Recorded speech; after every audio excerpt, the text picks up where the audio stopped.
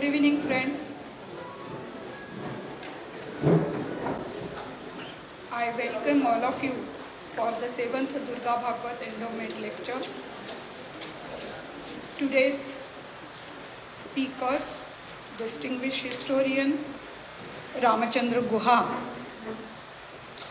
I request him to take his seat, please. And today, Chairperson Dr. Usha Thakkar.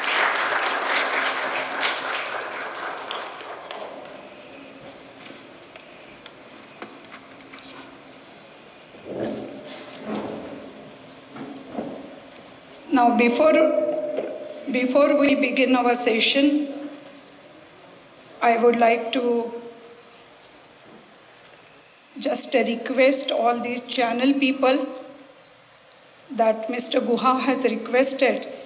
If they are willing to shoot, they may, but he won't be able to talk to them after the lecture. Secondly, let me just request you to keep your mobiles on silent mode or switched off. We have made a separate arrangement outside this Durbar hall, so there also no need to stand here. You may go and sit comfortably and listen to the lecture. Durgabai Bhagwat, as you know, was among India's foremost scholars, researchers and writers. Her notable work in folklore, Buddhist literature and anthropology was highly recognized. Her lyrical prose and impressionistic style of writing have remained with us readers, as does her incredible body of work. We also remember her straightforwardness, endless curiosity, constant search for knowledge, and her interest in all walks of life, even when she was 90 years old. Durgabai had a multifaceted personality. She was a Gandhian activist in her college days and remained so in its true sense till her last. Her love of freedom was seen in 1975 during the emergency, when she wrote and spoke fearlessly against the establishment, prevailing systems and the government. As a matter of policy and on principle, she had refused to accept any honors or awards offered by the government after the emergency. She was unafraid to express her opinions, however unpopular they were. Her value-based, independent, transparently honest personality was the role model for many. She was, I can say, an intellectual scholar, spokesperson of the common people. The speciality of this endowment is, this was established through public donations in 2011 in her memory. Under this endowment, an annual lecture is held on a topic drawn from fields that Durgabai had engaged with, that is anthropology, folk art, religious traditions, culture in general, and literature. Now for this, today we have a very distinguished historian, as I said, Dr. Ramachandra Guha. He is a historian and biographer based in Bangalore. He has taught at the universities of Yale and Stanford, held the Arnenes Chair at the University of Oslo, and been the Indo-American Community Visiting Professor at the University of California at Berkeley. In the academic year 2011-12, he served as the Philip Roman Professor of History and International Affairs at the London School of Economics. His books, you may be aware, we also have 20 in number in our holdings. His books include a pioneering environmental history, The Unquiet Woods, and an award-winning social history of cricket, A Corner of a Foreign Field. India After Gandhi was chosen as a book of the year by The Economist, The Washington Post, The Wall Street Journal, The San Francisco Chronicle, Time Out and Outlook, and as a book of the decade in the Times of India, The Times of London, and The Hindu. His most recent book is Gandhi Before India, which was chosen as a notable book of the year by the New York Times. Naturally, he had so many awards and honors to his credit. His books are translated in 20 languages all over, and his syndicated column is appearing in 11 languages in newspapers with a combined readership of some 20 million. I would like to say here, his recent book, Makers of Modern India, is translated in Marathi and which is on sale outside Durbar Hall. Its price is 800, which will be today, special discount is given and you may avail it for 500. His awards include, I will just mention one or two, the Leopold Hedy Prize of the American Society of Environmental History, the Daily Telegraph Cricket Society Prize, the Malcolm Award for Excellence in Social Science Research, and the Ramnath Goenka Prize for Excellence in Journalism, the Sahitya Akademi Award, and the R.K. Narayan Prize as well. On the top of that, he was awarded the Padma Bhushan, and in 2014, he was awarded an honorary doctorate in the humanities by Yale University.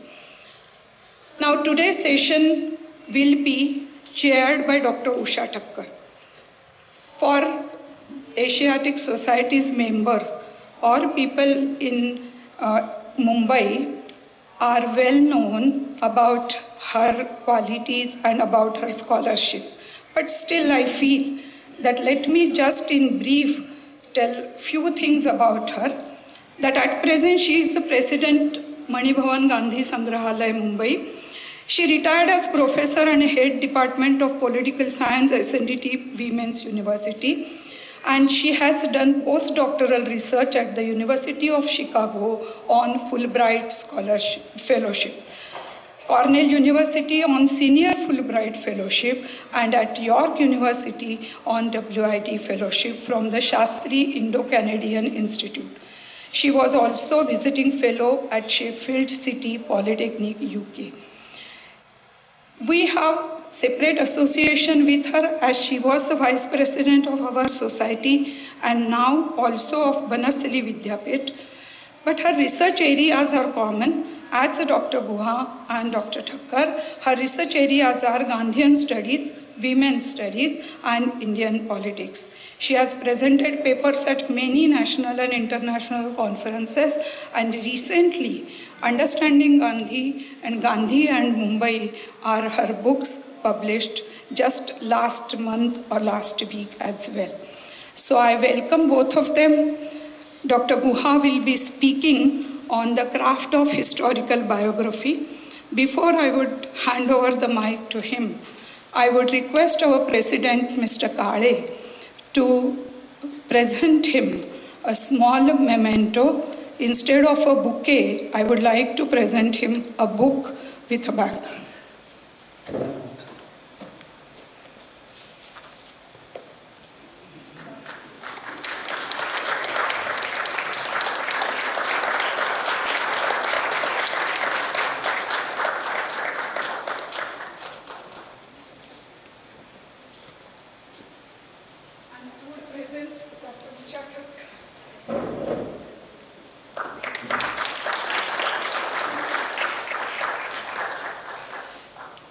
Now may I request Dr. Guha? Yeah. So handing over mic to the chairperson.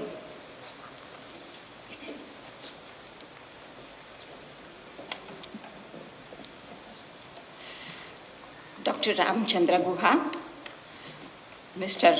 Kale, the President of the Asiatic Society of Mumbai, Professor Vispi Balavoria, Secretary, Dr. Meena Vaishampayan, the Chairperson, Endowment Lecture Committee, the trustees and members of the Asiatic Society of Mumbai and friends.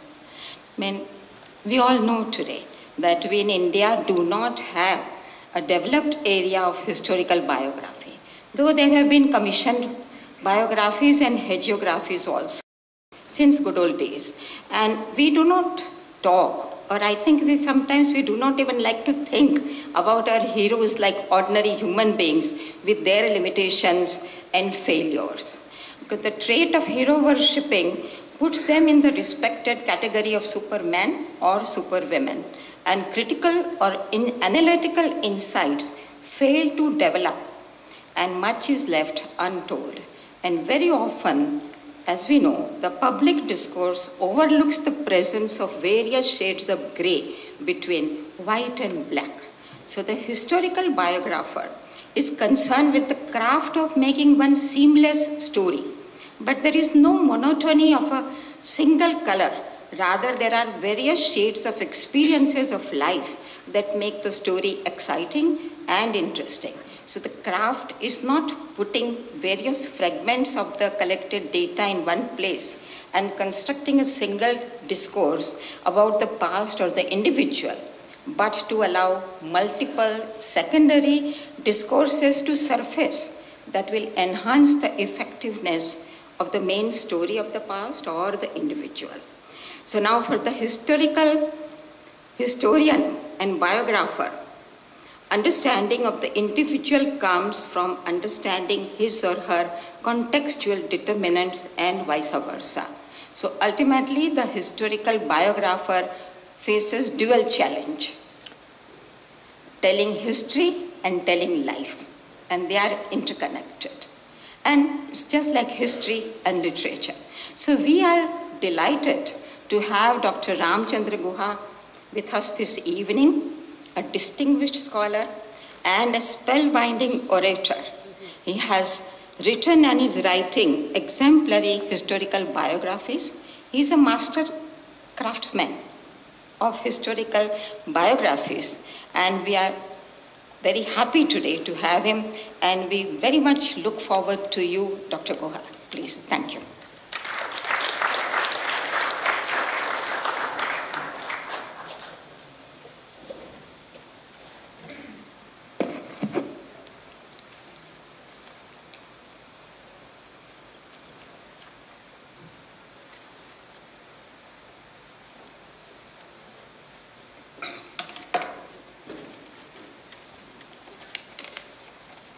Thank you very much, Usha Ben and Meena Tai, for your introductions. It's wonderful to be here in my favorite city. I came in late last night, and I'm staying courtesy the Asiatic in a very nice, charming hotel in Ballard Estate. And I've stayed in many places in this part of town, but never there. So I was enchanted and walked around. And I tweeted a picture of the street, and I said, lovely to be back in my favorite city, staying in this charming hotel. Whereupon, one of my many critics in my hometown, I have critics in many towns, including my hometown, added to my tweet, we Kannadigas don't want you, you remain in Mumbai. All right, which I might actually. That's how much I love this city. And so I'm really happy to be here and speaking in memory of a great writer, thinker, patriot, and democrat, whom I first encountered many years ago while I was writing a biography of Maria Elvin. And Durga Bhagwat was doing fieldwork among the Gonds at the same time as Elvin was living among the Gonds. And they had some disagreements, which is common among two brilliant, articulate, and courageous people. So I am here today to speak on the craft of historical biography. And let me begin with two caveats. The first is, I shall speak mostly of biography as it relates to people of some public significance, hence historical biography.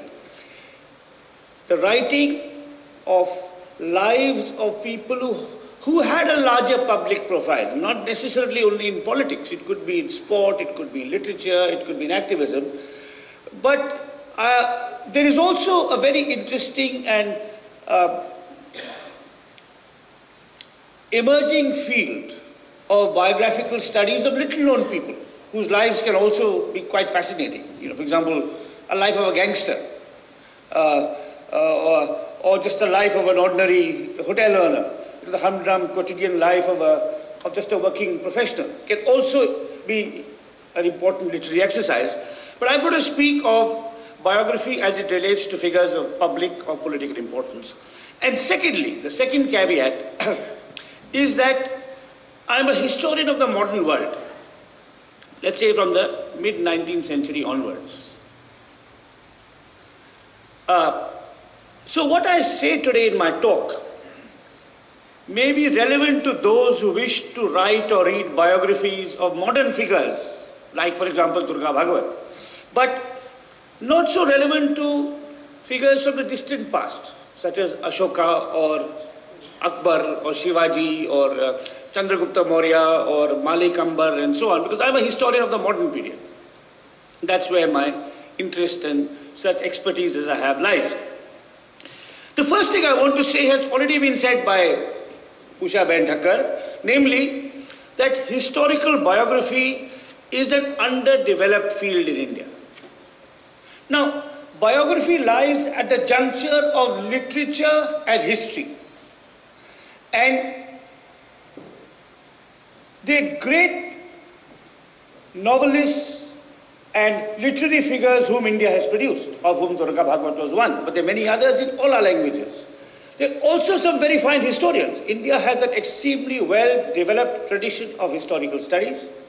Indian historians from the days of D.D. Koswami right on till today have had not just national but global influence.